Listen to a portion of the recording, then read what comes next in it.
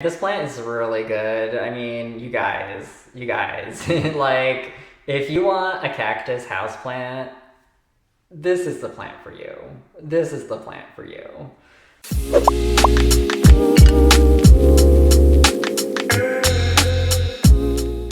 Hi, hello, welcome back to Cactastic. My name's David. In today's episode, we'll be talking about this amazing plant, which is a Thanksgiving cactus. This plant is about 20 years old, and it's one of my favorite plants in my collection because there is sentimental value to this plant. It was passed down to me from my mémé, which is a French-Canadian term for grandmother, and she had this plant for a number of years. And I actually drove, across country around 3,000 miles with this plant about 8 years ago when I moved to California.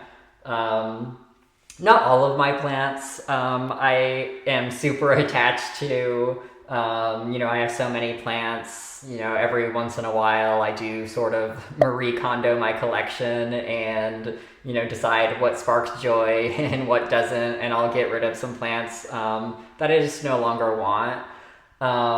This plant I definitely would never get rid of since it has the sentimental value to it. It's somewhat of an heirloom plant, although I'm undecided if I actually want to pass it down to somebody.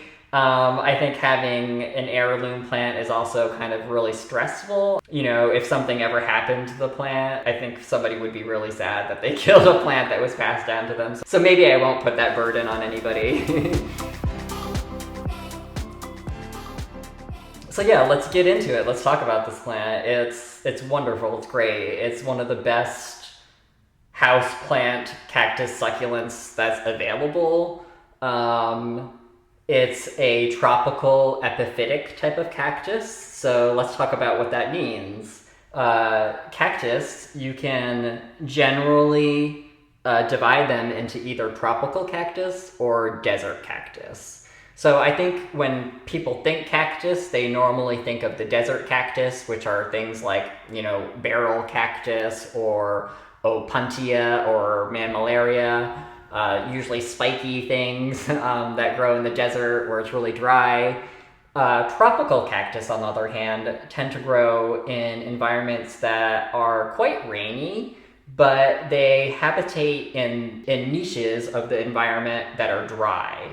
So this cactus is epiphytic, meaning it tends to grow on trees, although at times it's even lithophilic, meaning it grows in rocks. So you may see a plant like this or other tropical cactus growing in like cracks and crevices of a cliff face. And these environments tend to have very little soil, so they dry out very quickly. So even though they're living in a place that may get fairly frequent rain, they habitate in places that dry out fairly quickly. So this cactus definitely will want a lot more water than, your desert cactus. If, many desert cactus, especially if it's during dormancy, you may not water a desert cactus for months at a time. This cactus would not like that very much. It is a cactus. It does like to dry out between waterings, and I definitely would do that. But don't let it dry out for too long. Barely just let it dry out and then water it.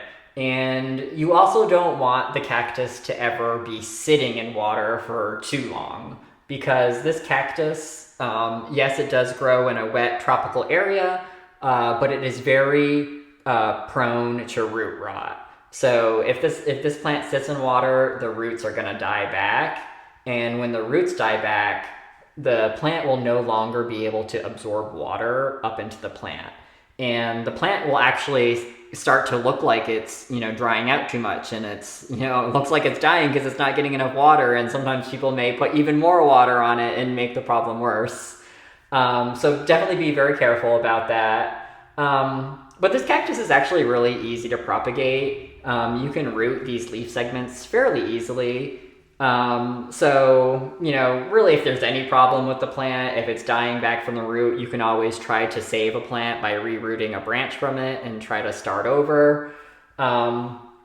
And also, this plant is often shared. People often share this plant with other people because it is a plant that's so easy to root a segment of.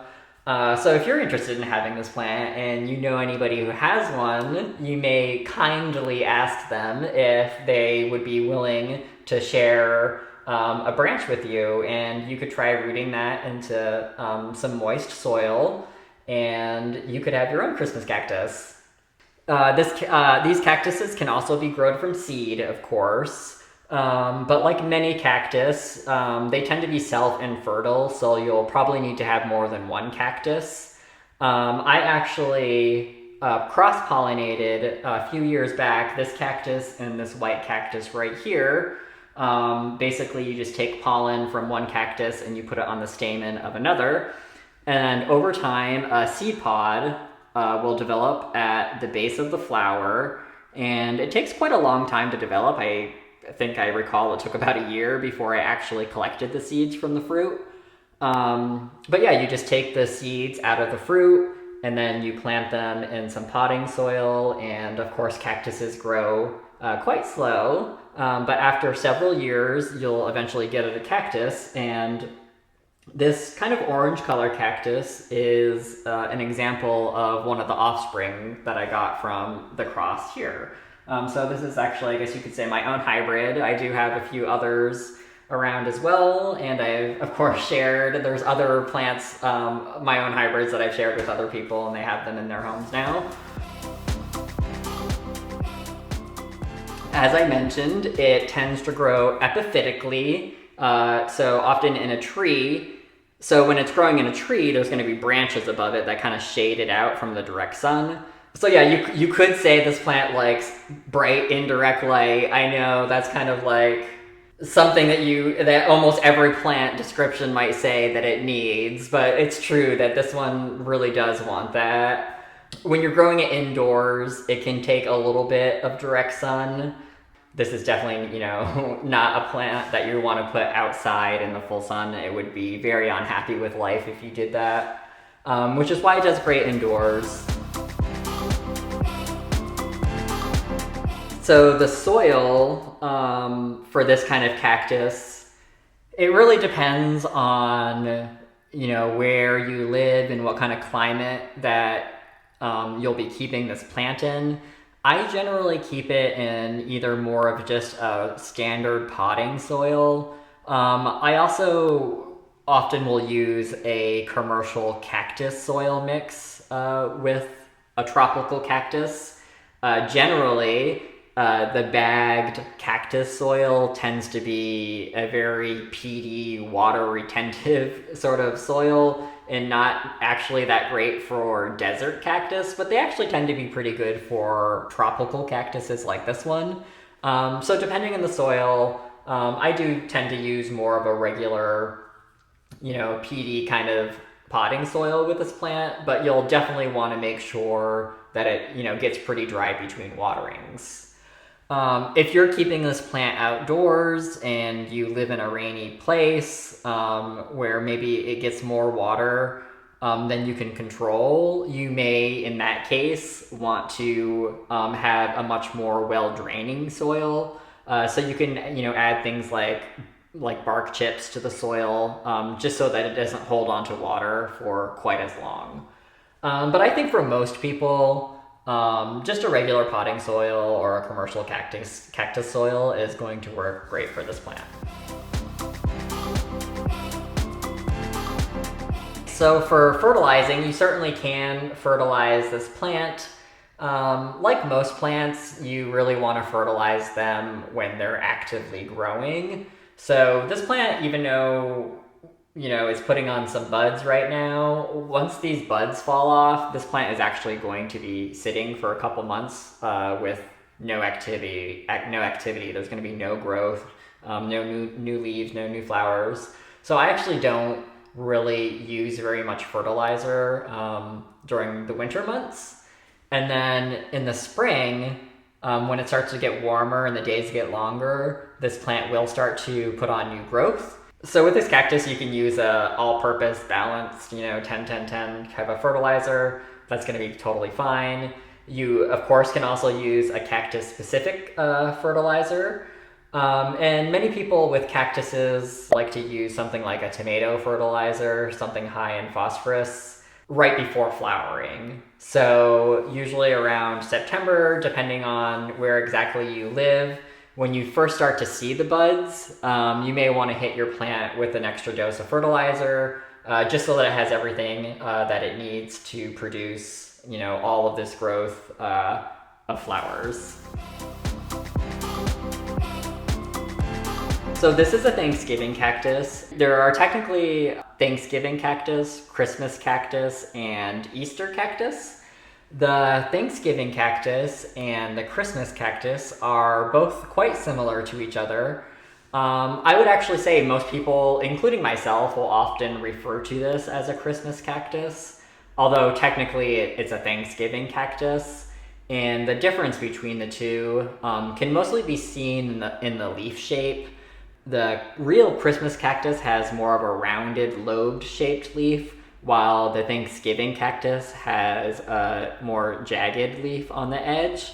The flower shape is the same on both of them. Most people used to have the real Christmas cactus. If this was the 18 or 1900s and you had one of these, it would most likely be a Christmas cactus. But with the latest hybridization of these plants, they're almost all Thanksgiving cactus. And that's how we've been able to get the variety of colors of the flowers, and these flowers are also quite large. The flowers are always somewhere between red and white. They may be pinkish or orangish or something between those two colors. You also see yellow now, but mostly within the white to red range. And there is also something called an Easter cactus, which is different than the Thanksgiving and Christmas cactus. The Easter cactus also has a rounded leaf similar to the Christmas cactus, but the flowers are different on an Easter cactus. They're more, the petals more come out of a central area, while the Thanksgiving cactus, you can only bilaterally dissect this flower, while an Easter cactus, you could quadrilaterally dissect the flower. It would be the same on all sides. And the name, Easter, Christmas, and Thanksgiving refer to the general time of year that these plants bloom. So the Thanksgiving cactus tends to bloom the earliest of the three different types of cactuses. I'm about a week into December, so this one is a little bit late for Thanksgiving this year. But when it blooms, varies based on, the environment that it's kept in and, how soon in the year the days were getting shorter and colder for the plant. The Christmas cactus tends to bloom a little bit later and more around Christmas time. Although both of these plants technically can bloom more than once over the winter season. There tends to be a larger bloom like this one first, and then, a couple months later, more in February-ish, you may get a secondary blooming, which tends to be a little bit smaller, but it's appreciated nonetheless. And the Easter cactus, as the name suggests, tends to bloom more around Easter time. So it's an early spring bloomer. So these being tropical cactus, they generally do not like to get too cold. They can't handle cold as well as many of the desert cactus can. They certainly, if it got into the 30s, they're not gonna die, but they're gonna pout. They're not gonna be happy. They're not gonna thrive in those sort of temperatures. But if you had a cold snap, it would probably survive. I remember many years ago. I sound old, but way back in the ice storm of '98. which was a storm that, went through Quebec and the very northeast part of the United States. And the particular area that I lived in, we didn't have power for like 2 weeks, and it was the middle of winter. And there were some friends of ours that lived up the street, and they actually had a Christmas cactus even bigger than this one in their home, and it survived the 2 weeks with no heating. So yeah, it can take cold, but it may get damaged. You may have branches fall off. Like I said, it's just not going to be happy with the cold. So I try to keep it, I might maybe let it, once it starts getting into the 40s really, at night is usually when I start bringing this in. It just doesn't like to get too cold. And yeah, I think, this plant can just be kept as a house plant. You can keep it indoors year round. That will be totally fine. But, most plants do grow better outdoors. There tends to be more, light, and it's just more of a natural environment where there's air movement, and, there's a difference of temperature in the day and the night, and just, there's little differences about outdoors that just, plants prefer. That's how they evolve to grow. So, many people, including myself, do keep, my Christmas cactus, Thanksgiving cactus, and Easter cactuses outdoors, while the weather is permitting. And then usually around, let's say, October-ish, depending, I'll start moving these plants indoors so that I can enjoy them over the winter in my home. And since these plants bloom in the winter, that's one of the best things about this plant is it's the middle of winter, and you can get a plant covered with flowers, which is so nice when there's not too much going on outdoors. And I certainly, when I lived in the Northeast and lived through cold, snowy winters, I so appreciated plants like this. Is what really kept me going over the winter, is being able to enjoy stuff like this. So yeah, if you like winter blooming cactus, succulents, houseplants, and this is not one you have, highly recommend it. This is a standard. This is a classic. This is everything you want. And people have been keeping this plant for literally hundreds of years at this point. So it's stood the test of time, and I think it's a plant that people have been able to keep in our in-home environment. So it's a keeper, people. This is a really good plant. And what else can I say about these? I think you should get one. If you don't got one of these, you need one. This is such a wonderful plant, and I was so happy I was able to share it with you guys. I know I didn't cover everything, so if you have any questions, please let me know down in the comments.